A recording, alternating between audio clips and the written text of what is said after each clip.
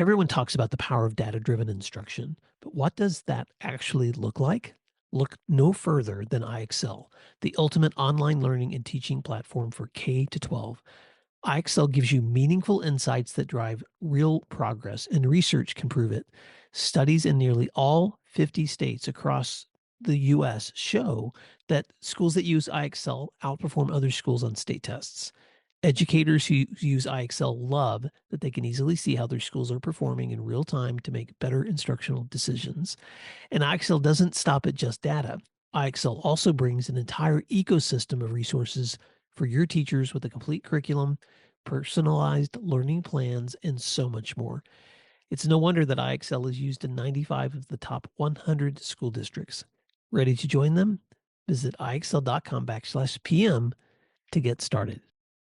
You're listening to Monday Matters, a Principal Matters podcast production. Hi, friends. This is Will Parker back with my co-host, Dr. Jen Schwanke, for another Monday Matters.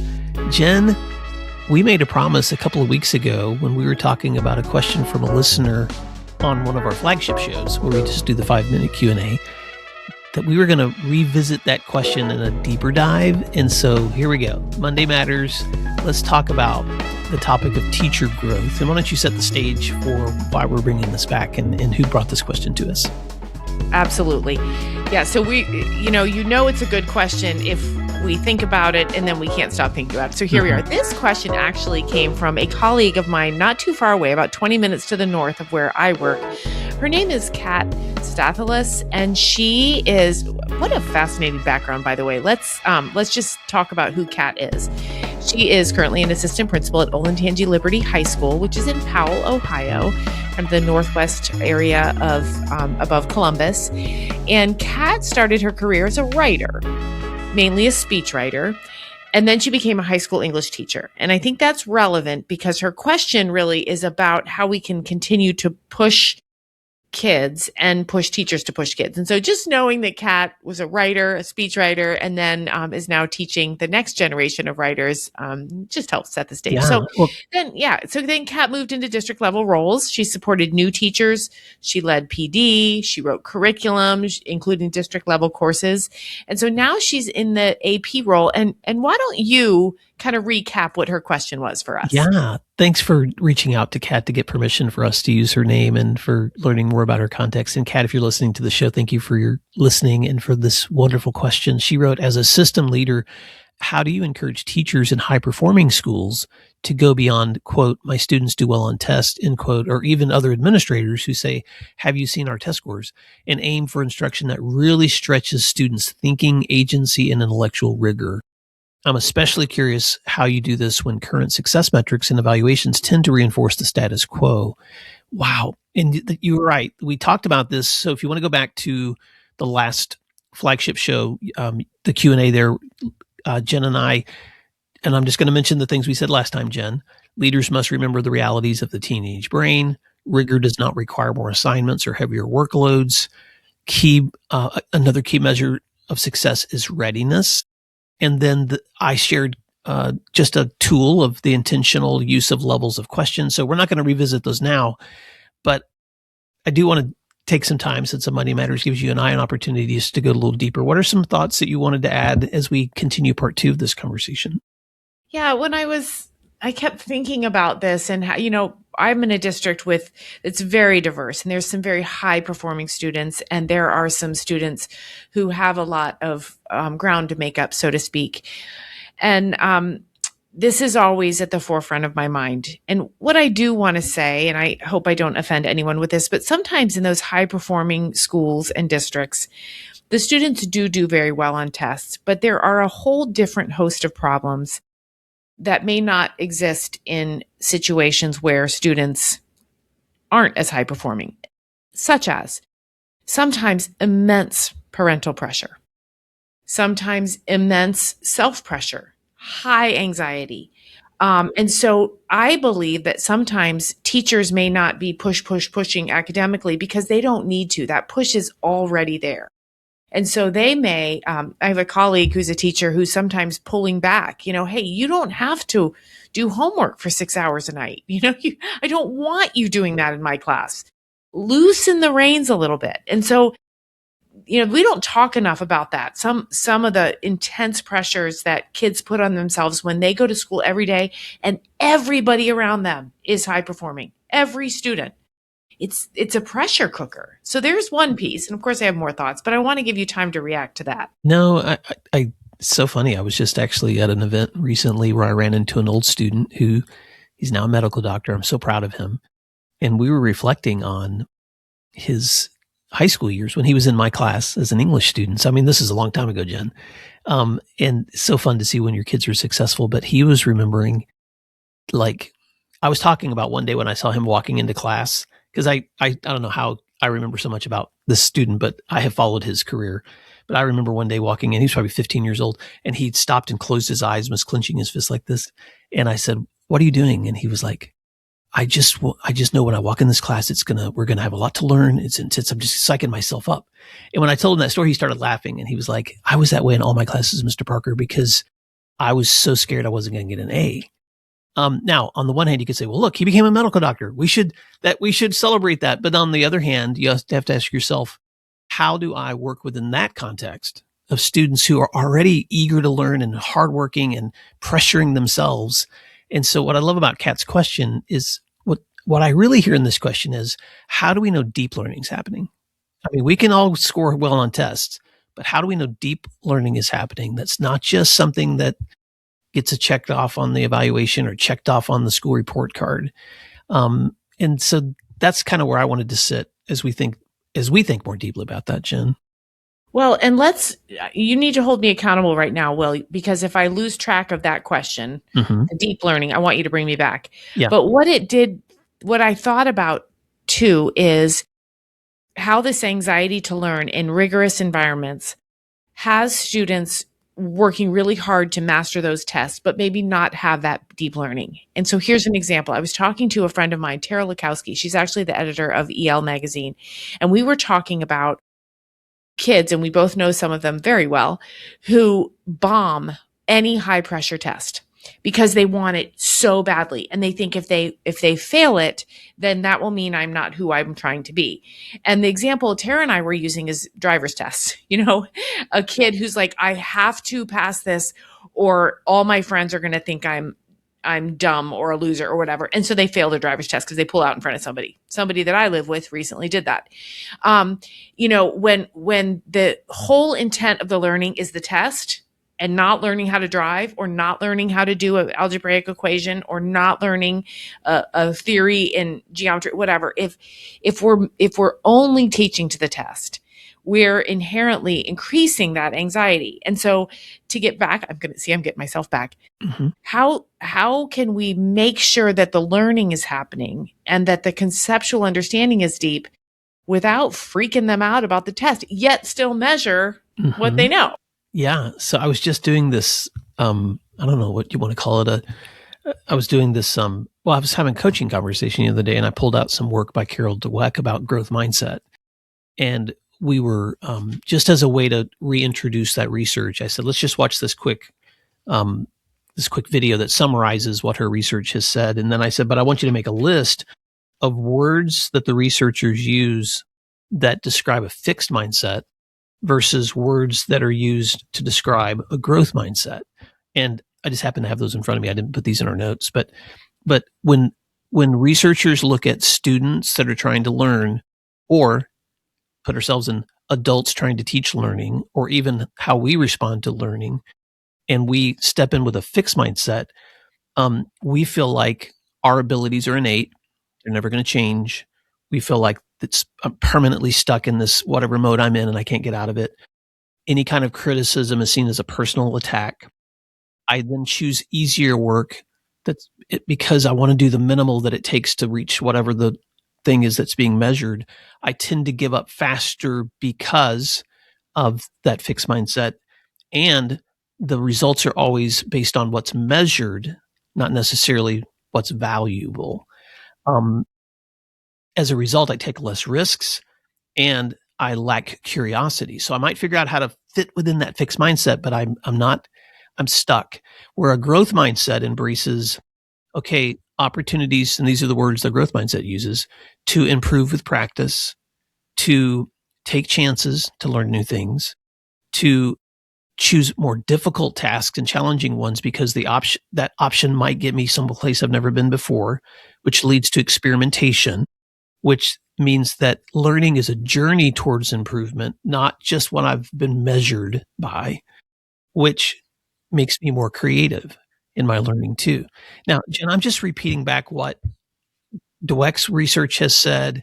I'm going to share another resource here in a little bit by David Yeager called 10 to 25, the Science of Motivating Young People, where he's done more recent research after Carol's research that shows what happens when you step into classrooms where teachers embody this kind of mindset themselves.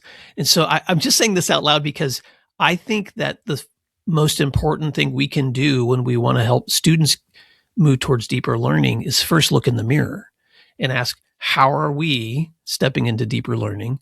How are we modeling that? How are we even leading our own staff and teachers and faculty into deeper learning moments so that they can lead students into those deeper learning moments too? Well, and let me piggyback on that by talking a little bit about curriculum. We all think we know what curriculum is, right? But I've started to do this presentation, a workshop with several principal groups, and I'm actually going to do it with our state association in June. When we're leading teachers and we say, tell me about your curriculum, what do we mean? Do we mean the written curriculum that everybody can find on the website? Do we mean the hidden curriculum, the unintended learning? Do we mean the supported curriculum where we're spending our money? Do we mean the taught curriculum or the learned curriculum or the tested curriculum? All of those are very different curriculums, right? And so I think that's a great way for principals to start with teachers. When you're teaching, what is your eye on? Is it on what's tested? Is it on what's learned? Is it on what's on the state website that you've got to check? What kind of learning is happening and does it align with your intentions? Because if the teacher says, well, the tested curriculum, obviously, I would answer back with, well, what are they learning? And how does that align with your written expected curriculum? What may not be being taught, that excluded or hidden? And then how does that transpire into test results? Yeah. So I'm already trying to imagine what people hear us saying versus what you and I may be trying to say. So I'll just go ahead and speak to those objections because someone may be going, are you guys saying don't teach the test? And the answer would be, yeah. But also what we are not saying is don't teach to the standards, because the standards are what benchmarks you want to set for student growth and student learning based on age and development and the progression of curriculum over time. But and I know that measurement matters. We all get measured in some ways, especially by report cards and by state assessments and all those things, Jen. But what I'm hearing you saying is, yes, measurement matters, but learning matters more. And here's the amazing thing. When we embrace the kinds of methods and mindsets and practices that lead students into deeper learning, they inevitably score better. Right. And so and I think deeper learning can happen. So at the risk of, and we're gonna fill the time here with our Monday Matters, but at the risk of going too deep, but I want to share a couple of sources. I'm going to just pull up two former guests. One that her work is very, not always elementary focused, but often in that world. And then one guest who's more like secondary focused. Episode 177, a long time ago, I interviewed Leanne Nicholson. I had met her at a conference. I had seen her present, and I was like, Leanne, thank you for bringing me back to the basics of what teaching should look like. And she just has this very simple 4-cycle thing she reminds teachers of all the time: chunk, chew, check, change. That in every learning cycle, you have to take those really big concepts and break them down smaller so that they can be mastered. But then you have to give opportunities for students to process and discuss and apply and experiment and connect that to prior knowledge before it can sink into their long-term memory. But then you have to check for understanding, which means that your assessments are all a part of seeing, did they learn? And so it's not just a matter of a grade. It's the ability to identify what they learned and what they didn't. And then you change your instruction based on that evidence. So if I see that they're grasping those concepts, they're mastering them, they understand that, we move forward. If not, I reteach, I scaffold, I differentiate, all those things that have to happen, Jen. And I think that may be the quickest I've ever explained a learning cycle. And I don't know why we're hurrying. We're acting like because Q&A. Well, I know why, because listeners may not care, but you and I know we try to record like 4 sessions together whenever I get you in a room. So this Monday Matters is only one of the times that that we get to talk today.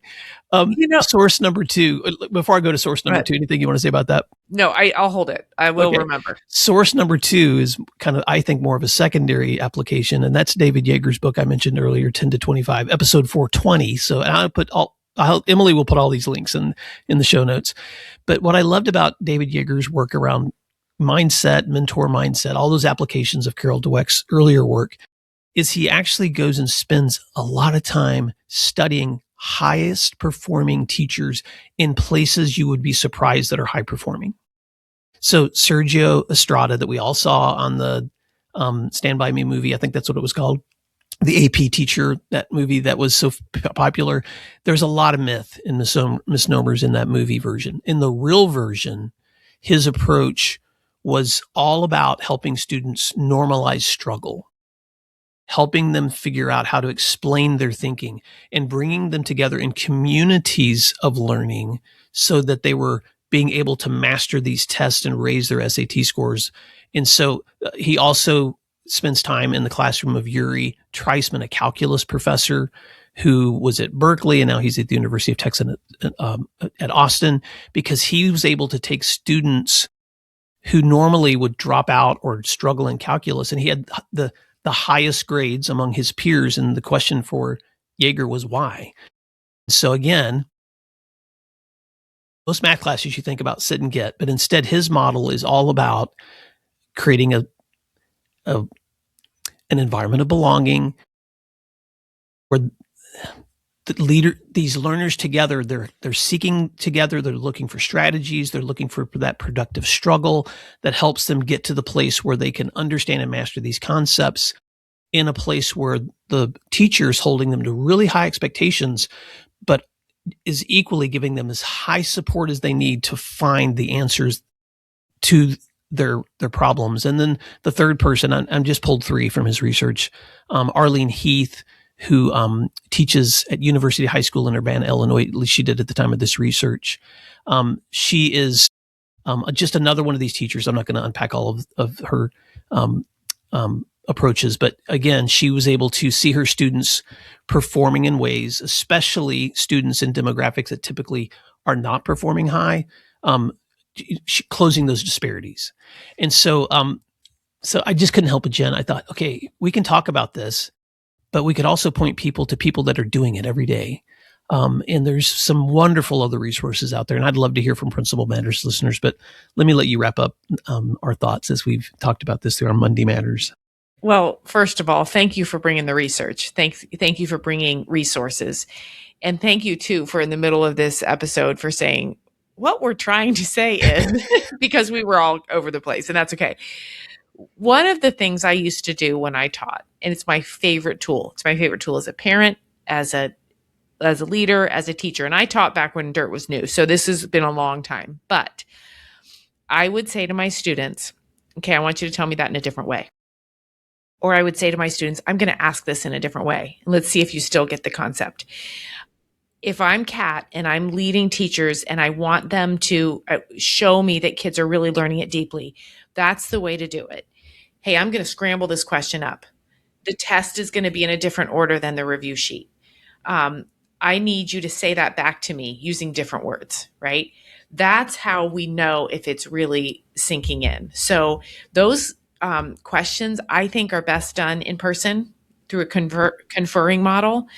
And it's really good, too, to use that kind of mindset when leading teachers. So you're having that post-observation conference with them. You're working through their evaluation, and you can say to them, tell me in a different way how you planned that lesson.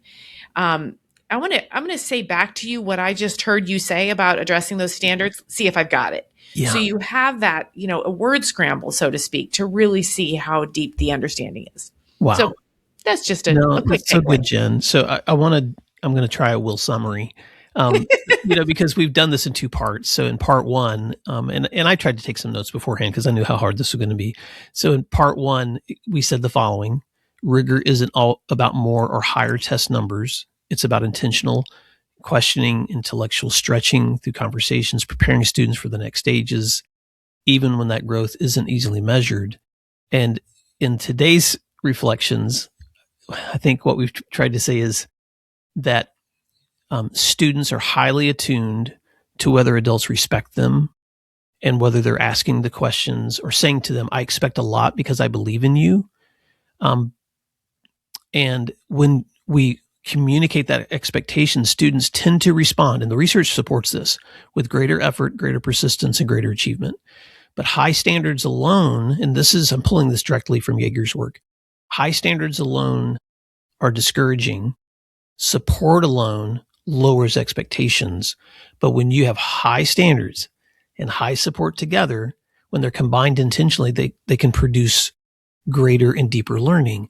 And what you just said at the very end is so important, Jen, that if that's how we're communicating to the people we're supporting, we're modeling how they communicate that with students. So listeners, I know that all of us we're all nerds when it comes to, wanting to make sure students are learning, but we'd love to hear from you. But we just also want to encourage you to just think about how you encourage the learning that's happening in your own buildings by modeling the things that great teachers do. Yeah, exactly. All right, Jen, Thank you to Kat Kat, you really did make us think. So you made our brain spin. Yes, so exactly. Thank you, Kat. And if anyone else has other questions you'd like us to chew on, please reach out to us. Jen, how can listeners stay connected with you? Yep, they can find me at jenschwanke.com. And you can always find today's resources and other podcast episodes I've mentioned at williamdparker.com. Thanks for listening. Thank you for listening to today's episode of Principal Matters, the School Leaders Podcast. If you enjoyed the show, would you take a moment and like, share, subscribe, or leave us a review? In fact, if you share it out with a friend, even more people can become a part of these conversations. Sign up for our newsletter at williamdparker.com for even more free resources. And don't forget to check out our website to learn more about our books, professional development offerings, Grow Academies, masterminds, executive coaching, and keynote presentations. Wow, let's keep learning together. And thank you for doing what matters. Monday Matters.